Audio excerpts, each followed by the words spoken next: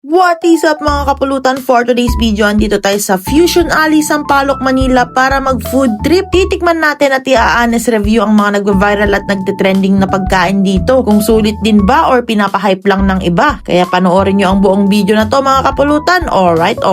Kasama pala natin ngayon si Lexi na mag-food trip. Una na naming pinuntahan yung nagva-viral na bell pepper with cream cheese and Cheetos. 150 pesos nga to, 2 peraso mga kapulutan. Medyo mahal, hindi siya pang street style. Pero maganda yung combination ng bell pepper, cream cheese at Cheetos. Nagustuhan ko yung lasa niya kasi very unique siya. Medyo pricey lang siya kaya i-rate ko to ng 8 out of 10. Alright. Next na pinuntahan namin yung sorbetes ni Chris Brown. In fairness, masarap, di masyadong matamis. I-rate ko naman to ng 7.5 out of 10. Alright.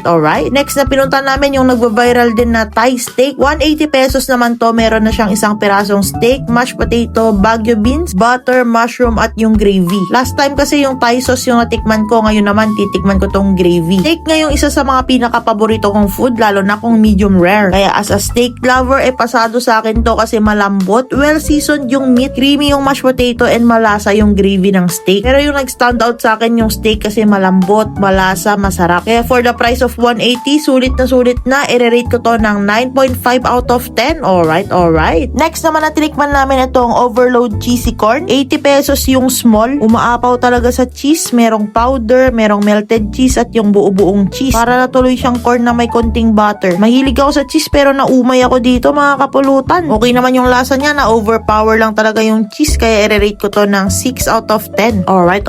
At andito na tayo, ang Thai seafood overload. Order ako nitong grilled oysters nila with Thai sauce and cheese. 150 pesos yung 7 piraso. Reasonable naman yan sa dami ng pinaglalagay nila, and medium size din yung oysters. Pero yung lasang Thai din ba? Prove naman sa akin yung Thai sauce mga kapulutan kasi maanghang siya. Meron siyang kick na perfect sa ating cheese. Pati si Lexi nga nagustuhan din daw niya. Tamang-tama lang din yung pagkakaluto, hindi dry. Very creamy at malasang malasa. Sulit din yung 150 pesos ko dito kaya i-rate ko to ng 8.5 out of 10. Alright.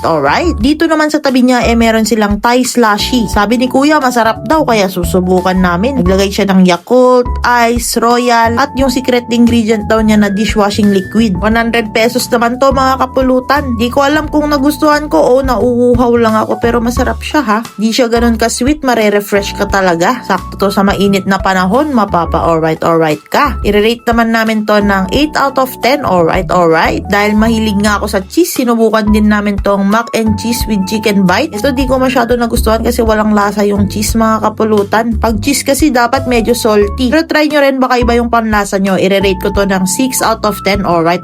Dahil uhaw na kami, mag-fresh fruit juice tayo. All natural daw to, walang halong chemical. Natakam nga kami sa kulay kaya kumuha ako ng isa for 50 pesos. Fresh avocado juice, pinatikim na natin kay Lexi. Sinayawan pa nga niya bago tikman. Sabi niya masarap daw, mahilig kasi siya sa matamis. Pero para sa akin, too sweet siya. Sanay siguro ako sa mapait kaya i-rate ko lang siya ng 6.5 out of 10. Alright.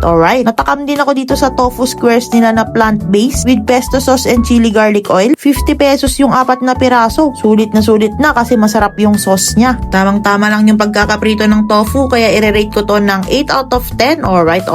All in all, masarap mag-food trip dito sa Fusion Alley, Sampaloc, Manila mga kapulutan. Di nga namin natikman lahat sa sobrang busog pero babalik ulit ako mga kapulutan para tikman yung mga iba pang nag-viral at nagte-trending na pagkain dito. Sa mga nag-enjoy ng video na to, pa-like, comment, share naman and follow nyo na rin ako. Another solid food trip ulit. Wala na naman kaming masabi kundi alright.